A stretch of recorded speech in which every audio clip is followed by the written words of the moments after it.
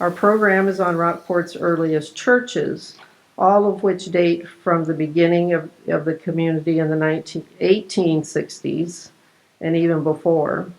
As our community and county are going to be celebrating our sesquicentennial during the next 2 years, we hope that our churches will also celebrate appropriate historical anniversaries during this time.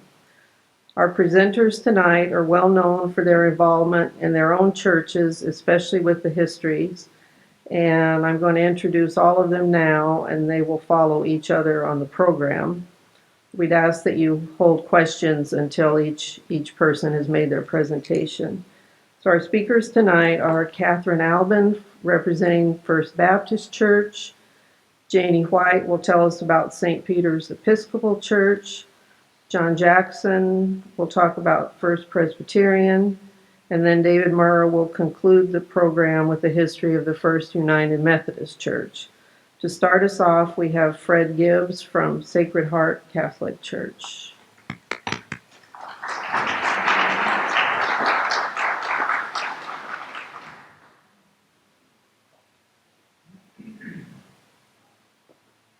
Good evening. My name's Fred Gibbs, as mentioned, and my wife and I are parishioners at Sacred Heart Church. The reason I'm here tonight is about 10 years ago, I was helping clean out a stairwell at what used to be our convent, and I came across a booklet from 1954. That booklet was a dedication booklet for the opening of our then new church. And in it, there was a brief history of the Catholic Church in this area. And I was very interested in that, did a little research, had a few nice books on Aransas County. And of course, I consulted with Professor Google and Dr. Wikipedia. And from all that, I wrote up a history of our church, the Catholic community in Aransas County. So that got our good pastor to invite me tonight to make this presentation. So in Aransas County, we actually have 4 churches, a retreat center, and a Catholic school. Now, I was going to start this talk off with Adam and Eve, but then I was told I only had 10 minutes. So let's just jump back to 1468, about 552 years ago. And what happened then in the northern part of Spain, the Basque area of Spain, the legend has it that the Virgin appeared to a shepherd over a hawthorn bush. The shepherd, surprised, asked, "Aransas, and that means you on a hawthorn." So from that, over the centuries, Franciscan monks have made Aransas a place for prayers, devotion, pilgrimage, and promotion of art and culture. This legend has now grown into a large Franciscan pilgrimage site. So now let's fast forward another 50 years, and we get to 1519. In 1519, a Spanish explorer named Alonso de Pineda was exploring the Gulf Coast and mapping it. He was a cartographer. And he sailed into a bay just south of us and named it in honor of the feast day on June 24th, 1519, the Feast of Corpus Christi. And of course, that name many years later also became the city of Corpus Christi. And as I'm sure most of you know, Corpus Christi means the body of Christ. This map shown up here was the first known map of the Gulf Coast that Alonso made. In 1632, the Spanish started building missions in Texas. The San Antonio mission, San Antonio de Valero, the Alamo, was built in 1718. In 1722, the mission La Bahia was built and was eventually moved from Matagorda Bay, which is where it got the La Bahia name, to Goliad in 1747 along the route from El Copano or El Copano, which was a major port. So that was a stopping over place going from all the supplies coming in here to San Antonio and other missions in the interior of Texas. And priests from this mission and also the Refugio mission ministered to this area until the mid-1800s. And in 1750, the Spanish built a fort on the north end of Live Oak Point near the bridge to Lamar and named it Fort Aransas. It was named, of course, after the shrine in Spain, since the thorny bushes here reminded the Spanish explorers of the area in Basque country, where the legend is the image of Virgin was seen in the thorn bushes. In 1833, the name was shortened to Aransas, which became the name for our part of paradise.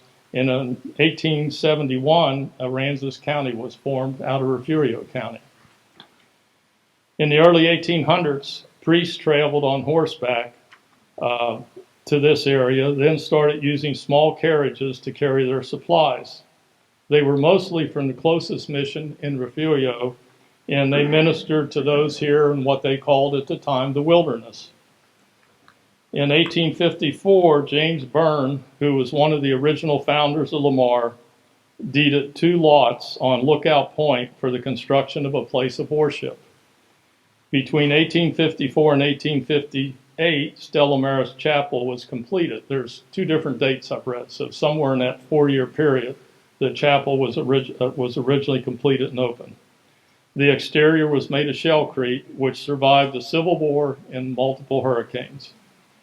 It was moved to its current location in 1986 by the Aransas County Historical Society, which was their first official, I believe, project they had. So they actually paid for and moved that chapel from its original location to its current location in Lamar.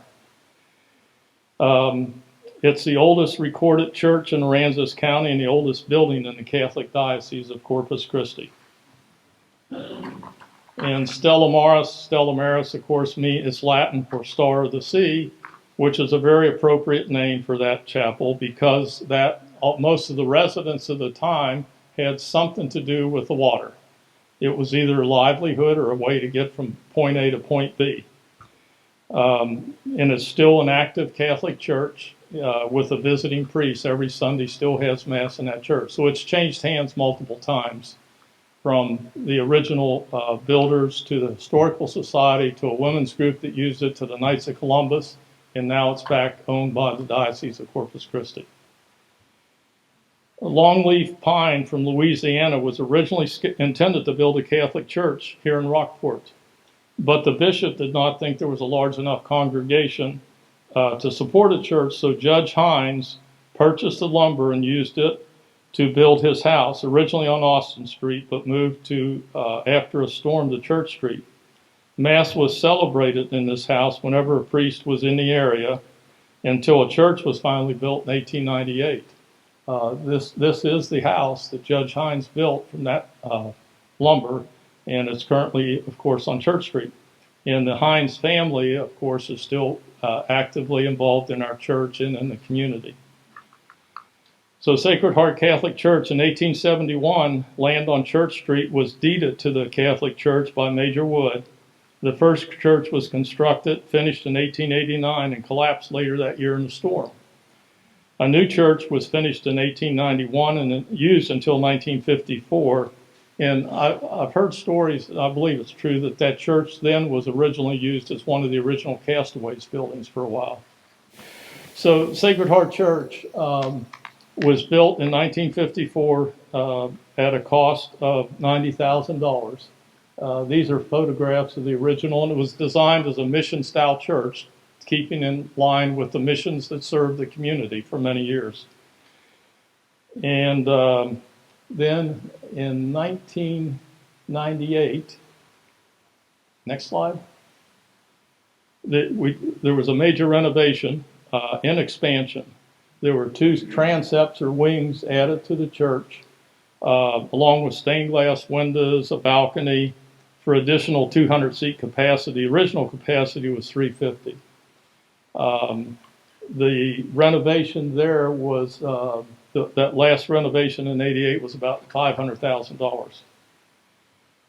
Then between 2013 to 2018, we did major repair and renovation, and finally an addition to the church. The church, when it rained real hard, we had 15 or 16 buckets placed around the church to catch all the water coming in. So there was a lot of damage to our church. We needed to do a lot of work on the old building, needed a lot of work.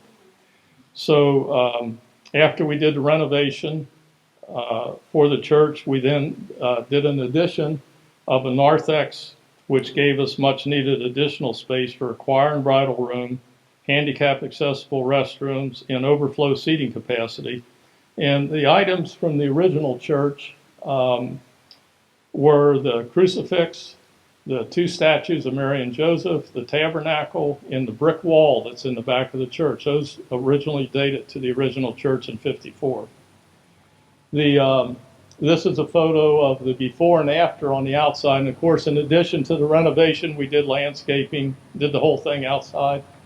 And the bottom left photograph is the new baptistry. And on the right is the narthex, the overflow. And that's used for a lot of religious education. It was set up there for some religious education or Bible studies there. And those two monitors, if we have overflow, people can follow along with the Mass on those two monitors. The little bump out you see there on the church on the right, that's where that was the original entry doors. And that's where we built the baptistry in, as the entry to church is your baptism. So that was built out, and then the new main entry is through the narthex on the portico chair on the right side. Sacred Heart School. In 1923, I know we're going to talk about schools maybe later, but in 1923, a one-room classroom opened at Sacred Heart School. And in 1930, a new building was opened, was later closed in the 60s due to a lack of we had nuns as teachers, and they had another assignment and left, so the school was closed for a while. Reopened in 81, and through 86, it grew from a kindergarten to 6th grade. In 2017, our school was completely destroyed by Harvey. So currently, we're operating out of temporary buildings until a new school is constructed. Right now, we have Montessori pre-K through 5th grade. And we're open to students of all faiths. We currently have Buddhist, Hindu, and other Christian faiths attending our school. It's fully accredited, small classrooms, and a lot of individual attention to students, after-school programs, plus we run bus service to Ingleside and Aransas Pass. The Schoenstatt Center in Lamar, the original Schoenstatt Shrine and the religious order was established in Germany in 1914. The first sisters arrived in Corpus Christi in 1949, and by 1958 they'd worked and raised enough funds to have the Lamar Shrine built, plus the mother house for the Sisters of Mary. And now there are Schoenstatt shrines in 28 nations with over 200 of these shrines. And the shrines are all an exact replica of the original shrine in Germany from 1914. And of course, Schoenstatt means beautiful place in German. That's a retreat center for moral and spiritual renewal. And of course, the Stella Maris Chapel was originally on this property and moved for new construction of retreat buildings. It suffered extensive damage from Harvey, and they're still in a recovery mode. A lot of their buildings have not been reopened. When the sisters first arrived in Corpus Christi, they actually taught at Sacred Heart School and resided in our convent, which is where I found that little booklet from 1954. St. Peter Catholic Church was opened in 1984 as St. Peter Indio-Chinese Church, a mission to serve the Vietnamese community. It became a parish in 1990, and of course the church was also destroyed by Harvey to be rebuilt in the future, and currently they're celebrating Mass in a rented space. So here's a few of the other things we're involved in the community. Of course, castaways, Colombian ladies, funeral support, the Gabriel Project for unborn and unwed mothers, Guadalupanos, our Mexican-American organization, Homebound and Nursing Home Ministry, Jail Ministry, Knights of Columbus, St. Vincent de Paul, youth after school programs, religious education. One I failed to put up there is we're also involved in the community table on our basis. So from Aransas to Corpus Christi, amen.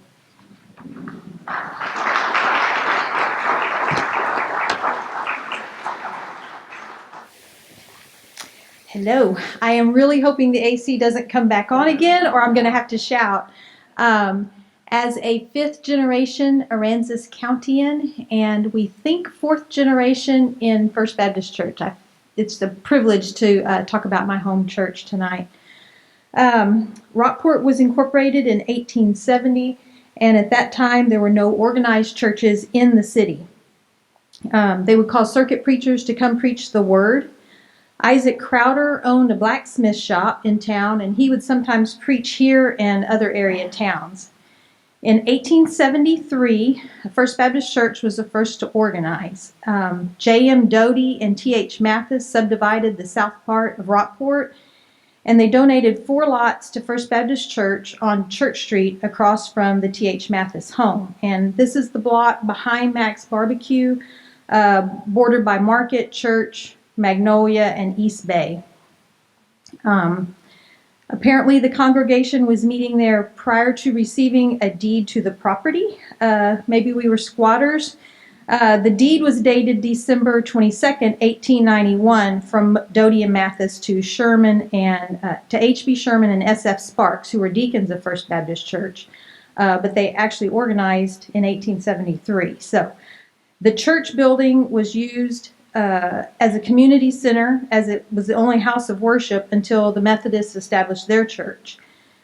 That was the fire map that showed the original location. Some of the known charter members of the church included Mr. Jim Doty, Mr. J.W. Baylor, Mr. and Mrs. David Scrivener, and Mrs. Melinda Ortling. These Scriveners were the parents of David Rockport Scrivener, who is believed to be the first child born in Rockport. A book by Reverend Bruce Roberts had this to say about Mr. Baylor, J.W. Baylor, who was an early preacher. When he was a young man, he lived in Rockport, and he had a saloon there. A revival meeting was in progress, and one night, as business was a little dull, he left the bartender in charge and went to the service. Conviction of a wasted life left the bartender, and a neglected soul took hold of him and wrung from his heart the cry of Acts 9:6. Lord, what will thou have me do? And at the close of the service, he returned to his place of business and locked the doors. The next morning, he rolled his whiskey barrels out the back door, boarded up the business, and gave himself to religious work. He became a pastor of this hometown church in, the book says in the early 1860s. I'm not sure that it started that early, but, and then he became a victim of tuberculosis. And so he moved to the hill country and died there in 1878, where he was buried. In 1919, the hurricane came through and First Baptist Church building was destroyed. And so 6 months, well, almost a year later, in 1920, a deacon of First Baptist Church, Mr. Joe Harper, who later became Judge Joe Harper, he presented a petition to the Rockport City Council requesting a permit to build a frame church building on lots 7 and 8 and block 6 of the Doty and Mathis division within the fire limits. After due consideration, the council, realizing that it would be beneficiary to the public, encouraged the building and was granted the permit. The building was constructed on the corner of Main and Live Oak Street. That's where Church Unlimited is now. And it's our most previous location. It was constructed from wood salvaged from the destroyed church and the labor of the men of the church and townspeople. So that's the 1920 church. I read later they added an educational building off to the side. After 1908, another Baptist church was formed and was known as Magnolia Street Baptist Church. It was located on North Magnolia Street, south of Highway 35, where the old HEB was. It was a convention church, and First Baptist was known as a missionary church. So that is a close-up of it. So that's the old HEB property. You can see the bay off to the east there. Let's see. So in 1938, that was 1908. In 1938, that church dissolved and joined First Baptist Church. And the lumber from that church was used to put that educational wing onto the First Baptist Church. In the 1940s, a small educational building was added on the east side of the sanctuary. In 1959, a new brick building was constructed. It housed offices, nursery, and educational facilities. The old educational building that was built in 1938 was donated to Bethel Baptist Mission, and it later became known as Primera Iglesia Bautista. And it is located at the corner of Bay and Kossuth behind present-day Castaways. The land was donated by the Murrays of Oklahoma, and the church has served the Baptist community as a mission of First Baptist Church until 1999, when control was relinquished and the church became Bethel Baptist Church. In 1970, Hurricane Celia came through, and it caused heavy damage to our sanctuary building, and the roof blew off. It was complete. The brick all stood completely exposed on the top. Baylor University gave the church a discarded football field cover to use as a temporary roof, and we met outside on the grounds until we could get back in the building, which was by the end of 1970. The building and the contents were restored. And looking at Harvey's history, that's pretty amazing that within 5 months we were back in there. Over a period of years, the remainder of the lots in that block were purchased, and then in 1976, a new two-story building was constructed for educational classes. And we could not locate a picture anywhere of this, but it became Main Street Arts after our church sold it and moved, and then Harvey got rid of it altogether. It was a two-story stucco building. And in 1991, the church acquired the building across the street from Aransas Natural Gas for use as office space. Realizing the need for a larger facility, First Baptist Church entered into a building program and voted to buy the current property at North Live Oak Street and Enterprise, and held a groundbreaking ceremony for the new facility in June of 2000. Our first worship service was held March 10th, 2002. In 2017, of course, First Baptist again suffered under the winds of a hurricane. There's my husband on the New York Times website at our church. Hurricane Harvey caused considerable damage to the north end of the building when the stained glass gave way and sucked wind and water the entire length of the church. We were on all the news stations. It made a great photo op. The church met in a tent on the grounds for some time, and then became a point of contact for community members needing assistance. The church housed volunteers from all over Texas and the U.S. who came to Rockport to help rebuild. Volunteers from Texas Baptist Men, Samaritan's Purse, church and college groups. They slept in our classrooms. We had trailers all over the grounds and tents. And born from this outreach was a separate charity, Hands of Hope, which now has a building on the south end of our property. And then in 2018, after temporarily operating out of trailers on the property, Samaritan's Purse built a two-story office next to our sanctuary, and that will be donated to First Baptist Church when they leave at the end of this year or beginning of 2021 when they cease operation here. We've had several pastors over the years after Reverend Baylor, including A.H. Barber, Amos Rook, Walter Crabb, Bradford Ramsey, who presided over some of the weddings of people in this in this group today. W.D. Broadway, Wilson Brumley, Walter Knight. Before him, our longest tenured pastor was Charles Spate. Most of y'all know him. He served from 1964 to 1995. Our current pastor, Dr. Scott Jones, has been here since 2008, shepherding us through the rebuilding of our church and our community. And our church secretary took that one day last year. Our motto is the leaning tree, or our logo, and our motto is like the wind shaped the live oak trees here in Rockport. First Baptist Church's mission remains to lead all people to be shaped by the love of Christ.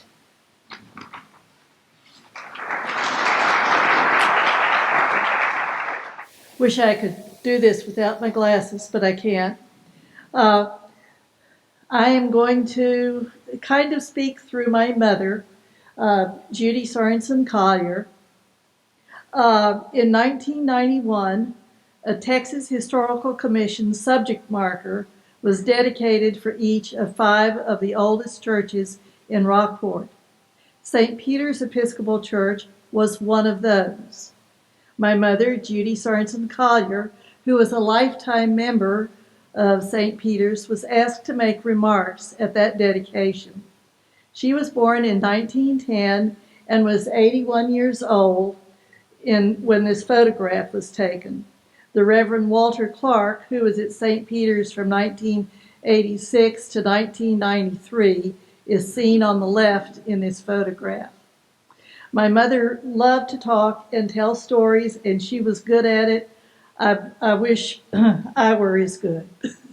But she used her lifelong memories and the Aransas County records, a history written by Lily Dean in 1939, a history written by Emma Reese in 1962, plus information compiled by Gladys Brule Gibson as her sources. And I've used those same sources for this, as well as information from the archives of the Episcopal Church.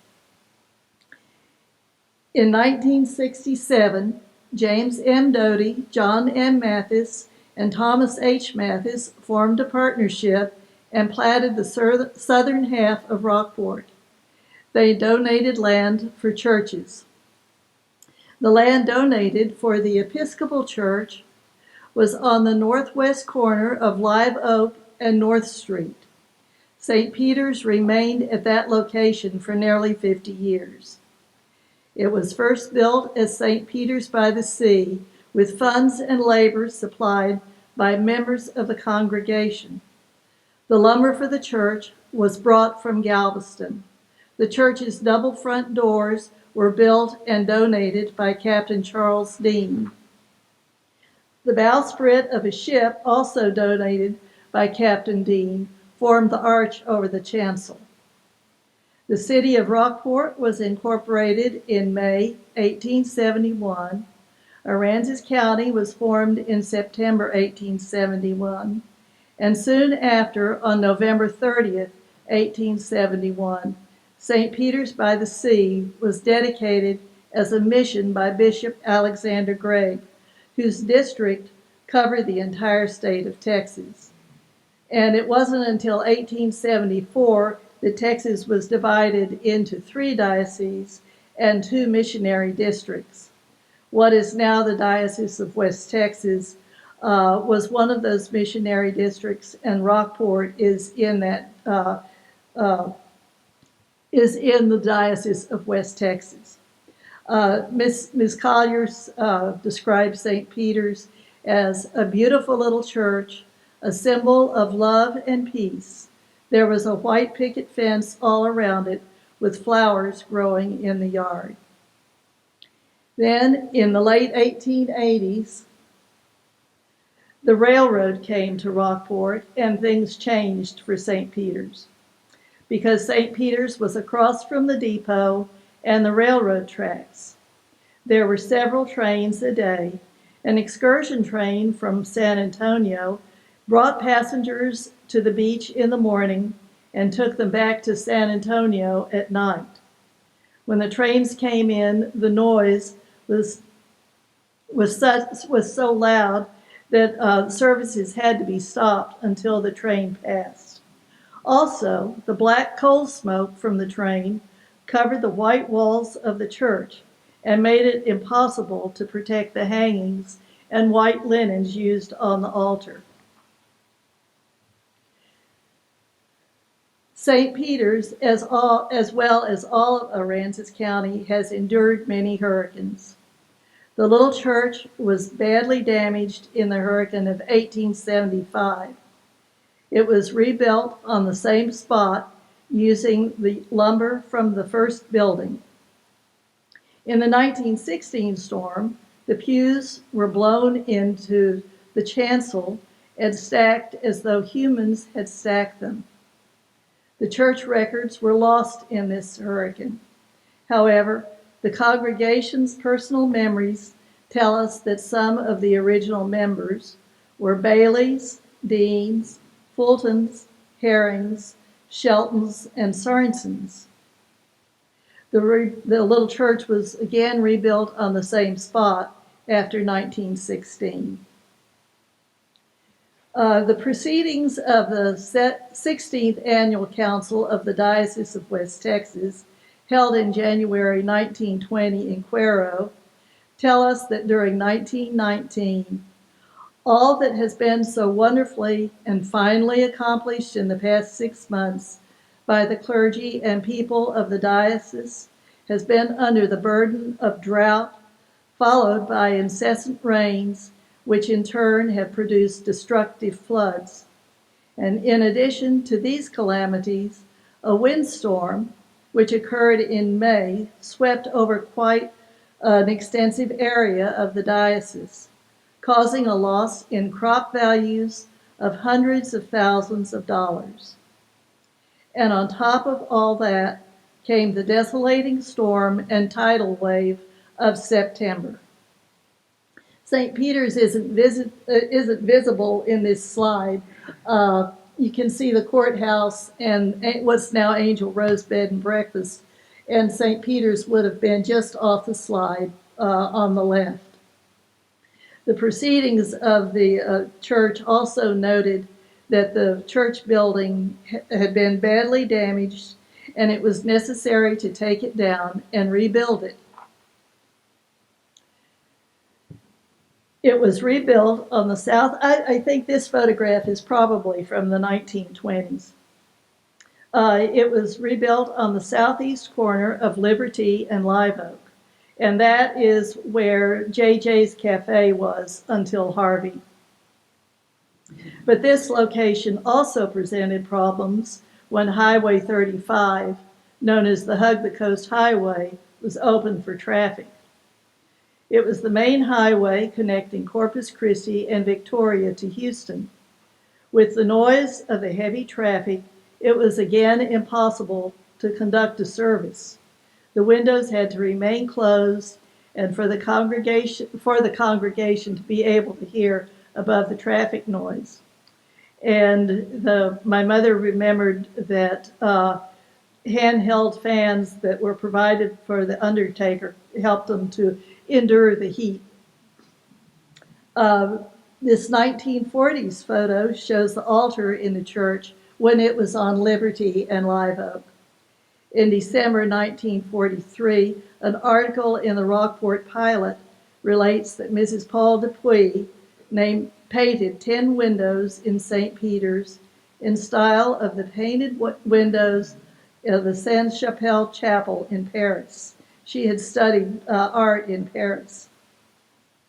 Unfortunately, the painted windows soon fell victim to the temperature and humidity in Rockport, and the paintings were lost. The Reverend Paul Reese and his wife Emma are shown in this photograph with their son John Paul. And there may be some people here who knew John Paul. He graduated from high school here. In Mrs. Reese's history, written in 1962, she talks about the fact that much of the time there had been no resident clergy at St. Peter's. It was still a mission church. She mentioned several volunteer retired clergy, including her husband, the Reverend Paul Reese, who died in Rockport in 1944. Another volunteer retired clergyman was the Reverend George S. Walton, known as Dean Walton, who had retired from a church in Michigan. He came to Rockport at the suggestion of his friends, Connie and Jack Hager. He came in a travel trailer with plans to live in it. He was born in 1867 and died here in 1955. Others who retired here and volunteered their services were Reverend Hiram Ellis and Compton Sorbitz. Not ready to turn yet, sorry. Mr.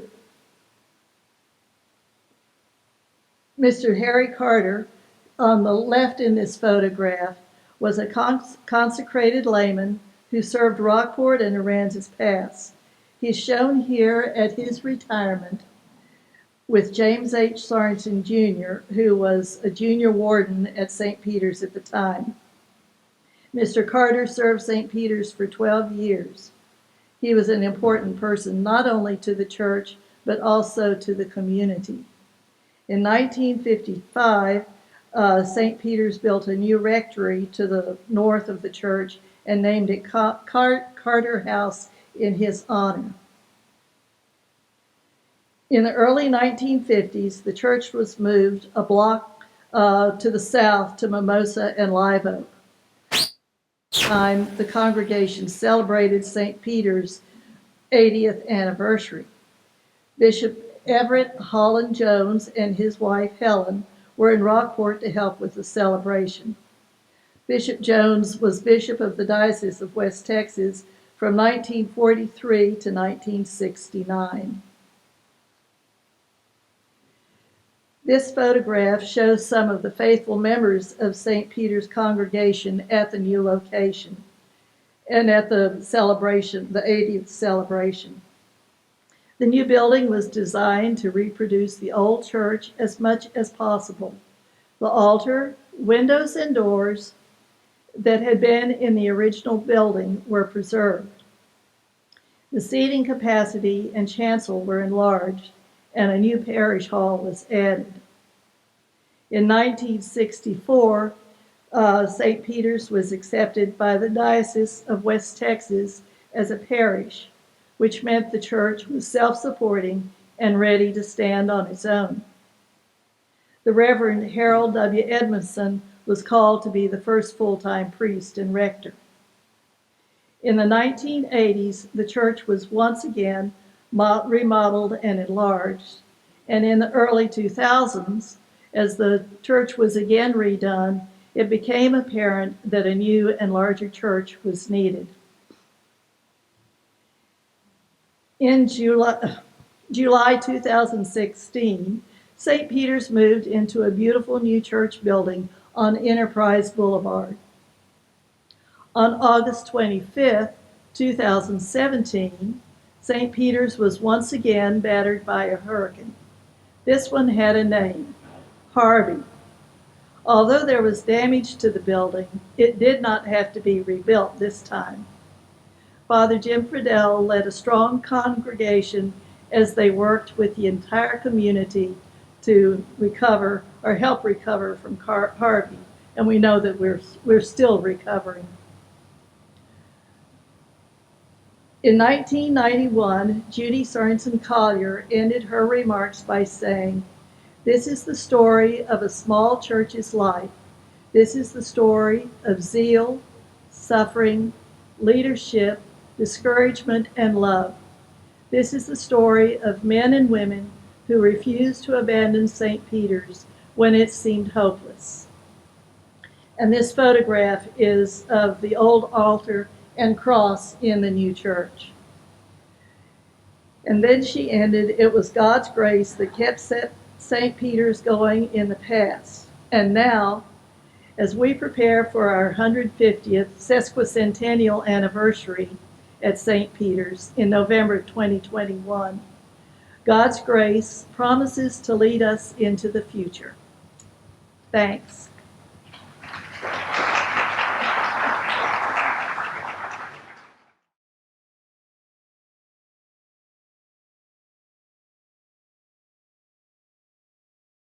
This is a photo of our historical marker commemorating our centennial in 1989. The First Presbyterian Church, though it was officially founded in 1889, actually began as a preaching point in the late 1860s. We can trace it back to St. Mary's near Bayside in Rockport.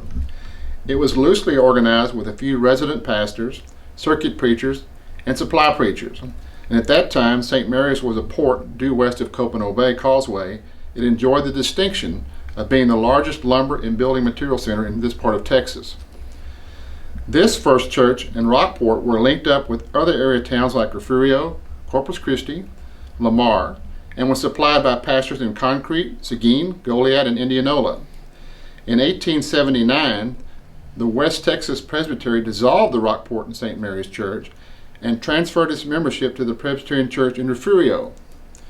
But 10 years later, on June 25, 1889, in a meeting held in the Baptist Church in Rockport, the West Texas Presbytery met and officially organized the Presbyterian Church with 20 charter members, 2 of which were my great-grandparents, shown here, Mr. and Mrs. E.H. Norval. Their ancestral home is on Water Street. They had come here in 1888 with the advent of the railroad from Goliad. There was no building yet, and they actually met in people's homes or shared with other churches like the Methodist and the Baptist. Then finally, in 1906-07, the first building was erected at the corner of Magnolia and Market. The first resident pastor was Reverend T.O. Perrin. He was known to sail across the bay to hold services even in Lamar. Between 1909 and 1938, there was a series of supply pastors. And during these formative years for both the community and the congregation, high hopes and visions of grandeur were dashed by the infamous hurricane on Sunday, September 14, 1919. The worst hurricane in history, which changed hopes and dreams of Rockport, so Rockport reverted back to being a sleepy coastal hamlet as a result. The years 1940 to 1954 saw old traditions slip away and new folkways born. The old church building located at Market in Magnolia was fondly remembered. The steeple building was framed but worshipful, with the pulpit in one corner and pews placed diagonally. Of course, everyone always sat in the same place, and all the Sunday school classes met in the sanctuary. Reverend Rodney Sunday reportedly sat in the back pew during the Sunday school hour to prepare his sermon. Sunday moved to Luling in 1940, and then Hank Pollard preached his first sermon on December 7th, 1941. Afterward, there were blackouts and civil defense drills. Some members reported seeing German submarines off the Gulf Coast. Young men went off to war and some not to be seen again. Others returned, and some of these bringing with them their new brides. First Presbyterian Church offered the foundation for building new families and the ground for establishing roots in faith.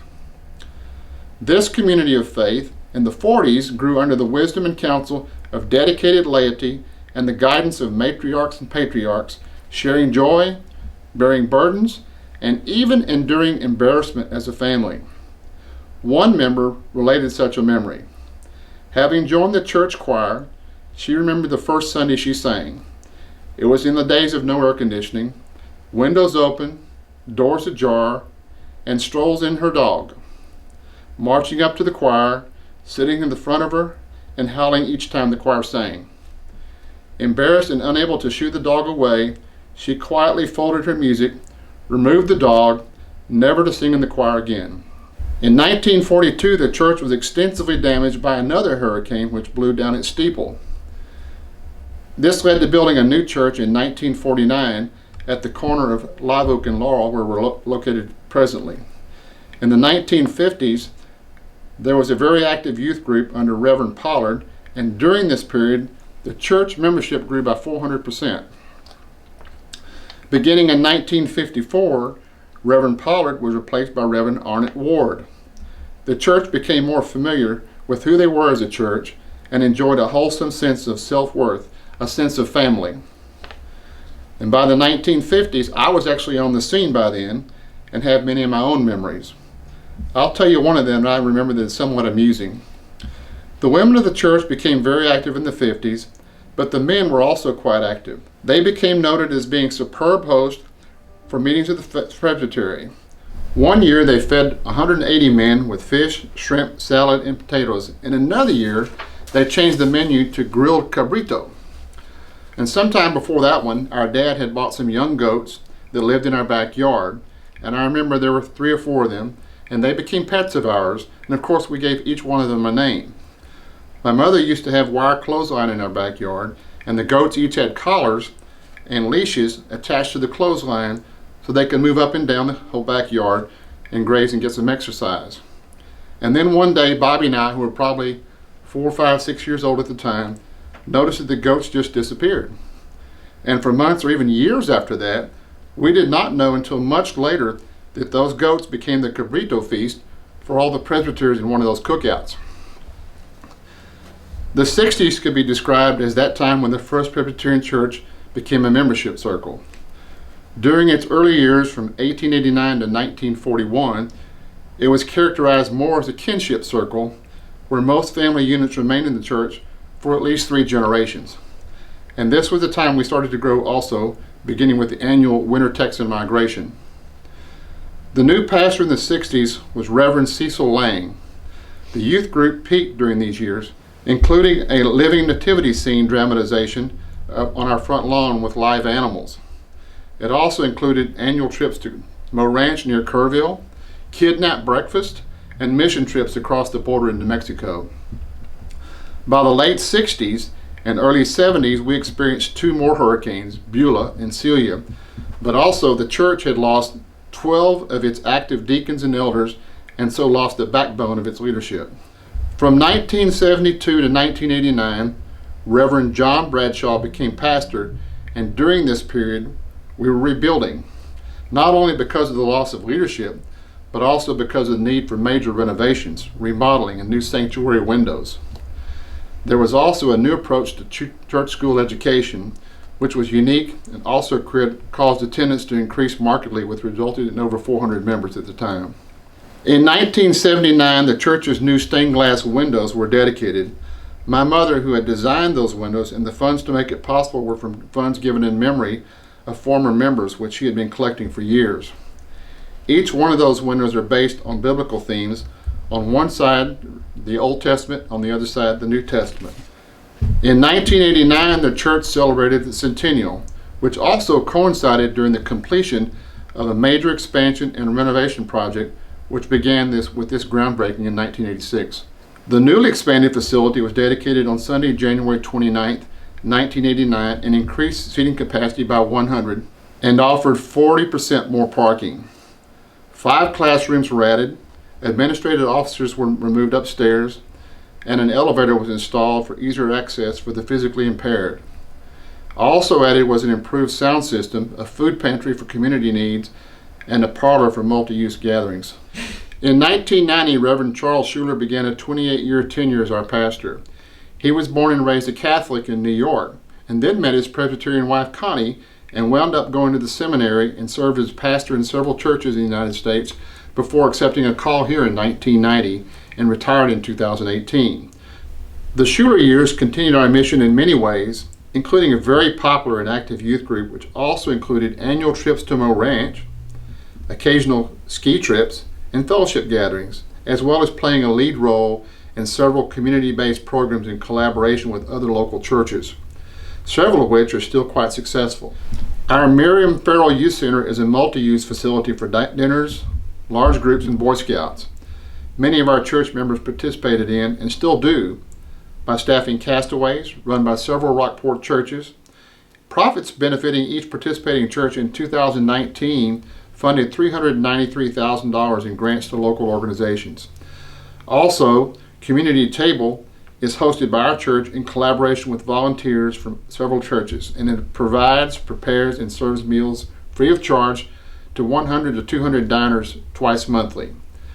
And the Presbyterian women have multiple missions, one of which is a prayer quilt ministry and provision of clothing, school supplies, and weekend food backpacks to children and in need. And in a few years, we were fortunate to have our associate pastor, Lori Beer, along with Charlie. Our commercial kitchen not only made it possible to regularly host Community Table, but also served as a place for other churches to hold events in the aftermath of Hurricane Harvey when their facilities were unusable. But I threw in this extra photo of Christmas Day in 2004, which I'm sure many of you remember here in South Texas. We were also hit hard by Hurricane Harvey and had to meet in our fellowship hall for over a year. And then in June of 2019, after a series of supply pastors, we had our interim pastor, Reverend Miles White, who came and is still with us today, helping us find a replacement for Charlie Schuler in the not too distant future. Thank you. So, John, would you say that those goats might have entered the ministry?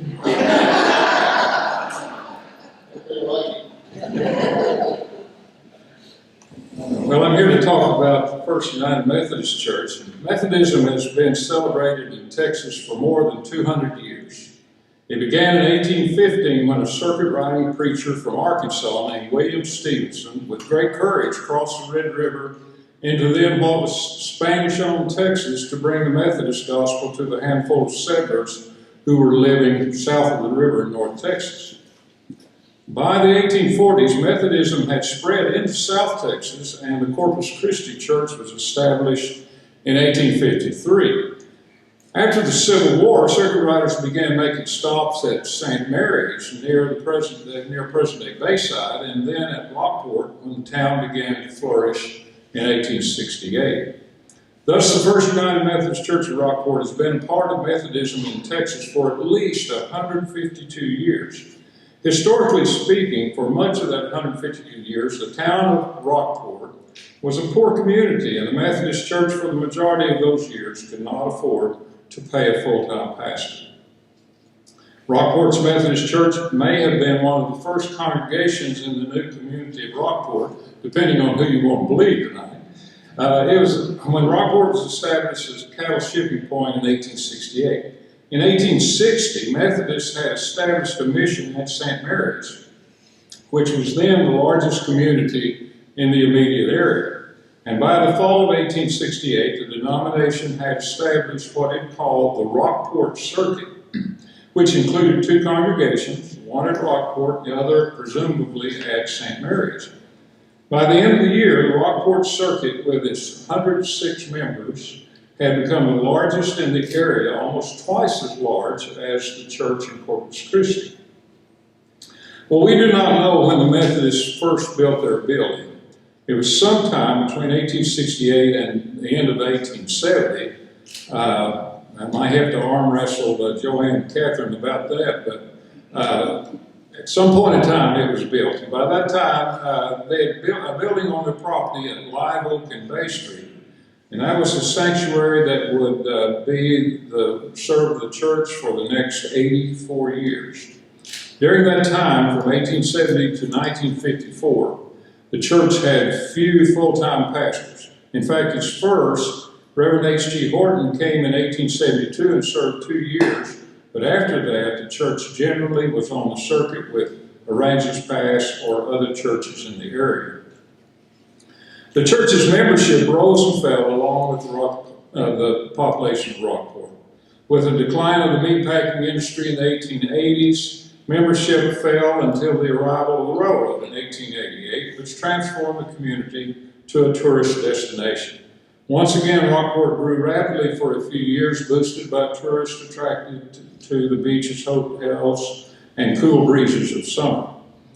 By 1914, the Methodist Church had grown once again to about 60 members and was on a circuit with Aransas Pass and Gregory. And then in 1914, the church literally moved uptown. Its members moved the original sanctuary to its present location, perhaps to allow expansion and to become more prominent in the community. But then back-to-back hurricanes in 1916 and 1919 took a terrible toll on the church and the community. After the 1919 storm, the church lost about 20 or 30% of its members, and damage to the church was reported to be $500. And as you know, these storms also destroyed the city's famous beach hotels, and the community reverted back to becoming a small commercial fishing village. But the 1920s saw the community and the church trying to hang on as Rockport began developing as a tourist port town. And as you can see from this 1929 article, several of the churches cooperated in union prayer meetings. In 1929, the Methodist Church acquired a parsonage and also began remodeling its sanctuary. Members also moved an old building to serve as a fellowship hall. But you also know what happened in 1929. The stock market fell, not as much as it did today, but it fell. And it led then in 29 to a depression, and the depression halted the work. This illustration from a 1931 fire insurance map shows that the remodeled footprint of the sanctuary, but with its new entrance. Then below that it shows the fellowship hall, but they just labeled construction suspended. Well, as you know, the Depression continued until the U.S. entry into World War II in 1941. Because the war took many men from the church to work in industry or to serve in the military, the women of the church in 1942 finished building the fellowship hall, which had been uncompleted for more than 10 years. This 1950 picture shows the remodeled sanctuary and the fellowship hall. To the right, you can see the small cross. There's a small, on the cross, there's a small sign. And if you go to the next slide, Ernie, there's this sign and then what the cross says. A verse from Lamentation which reads, "Is it nothing to you, all who pass by?" After World War II, both Rockport and the Methodist Church experienced new growth, and in the early 1950s, the church began to plan for a new sanctuary as well as other expansion. In November 1954, the church broke ground for a new sanctuary. Now, I've got a rare film clip that I hope works here. If you go to the next slide, Ernie, that's a photo of the groundbreaking. You can see the old water tower in the back. And then go to the next slide. And hey, it works. Mary Harris brought this to me a few years ago, and there you can see the old sanctuary has been moved out of the way, and then the 1941 fellowship hall is right there to the left. And this is a pretty rare piece of film. I was so glad to get it. I don't know if any of you are in there, Chester. I don't know if you're in that picture or not, but I was just excited to have this. Okay, go to the next slide, Ernie. I put together a composite to show those buildings, the old fellowship hall on the left, and then the 1870 sanctuary, approximately 1870 in the background. One more. Okay. Let's see. The old sanctuary was used for a few years as a classroom building before being demolished about 1960 to make room for a new classroom building. And we think there may be parts of that classroom, 1961 classroom building, built out of the old sanctuary. Let's go to the next slide, Ernie. And that was the announcement in the pilot, the groundbreaking, on Sunday, May 29, 1955. Nearly 200 were in attendance for the first service in the new sanctuary. The church provided a register for attendees, which we have, and those signing in on that day came from across Texas, and go ahead, Ernie, and as far away as Kentucky. There's that register. Now, if you'll click it again, you'll see one name you might recognize, Mr. and Mrs. Chester Barr, and we're proud to have Chester here tonight with us. Chester and his family have been faithful members of our church for over 70 years, and perhaps longer than that. Chester is a very young 91, 93, 4, a bunch of fingers there. But he still sings in the choir and is going to New York with us in May to sing at the Lincoln Center. So, Chester provided me with a stack of church directories, and the earliest one from 1969 had that picture of his beautiful family. And as I say, they are just pillars of our church. We're so proud to know them. Well, the new sanctuary brought new members, requiring the addition of an additional new fellowship hall and then Sunday school wings in 1971. In 1977, another classroom and office wing was added to the west of the sanctuary. You see that little square marked Sunday school building, 1961. That's one that we still use, and it is that building that we think has elements of the old sanctuary in it. I've lost my place. The last 4 decades have brought new ups and downs. Well, first, there was the beginning of significant outreach ministries, including participation in the development of the Good Samaritan Center, Community Table, Castaways Thrift Store, and the first Learning Tree Preschool Care Center. In 2000, the church finished a new wing that housed a fellowship hall, a kitchen, choir room, and classrooms. In 2014, the church retired its debt, but then went right back into debt to build a new facility for First Learning Tree, which is, I believe, the next slide. There. Like the hurricane of 1919, Hurricane Harvey in 2017 took quite a toll on the Methodist Church. Although the damage to the church did not appear as dramatic as to the other churches in town, it still amounted to more than $2 million in repairs, and which is quite a bit more than the $500 reported after the 1919 storm. But both hurricanes, the 1919 and the 2017, had similar impact on church membership and attendance. Since Hurricane Harvey, the Methodist Church has lost about 30% of its members. But like the city and the county, at some time during the next year or so, First Methodist will celebrate its sesquicentennial anniversary. Its 150 plus years makes it one of the oldest Methodist churches in Texas, still in existence, and it can take pride in knowing that it has and continues to provide to the community a ministry of hope and faith and love. Thank you.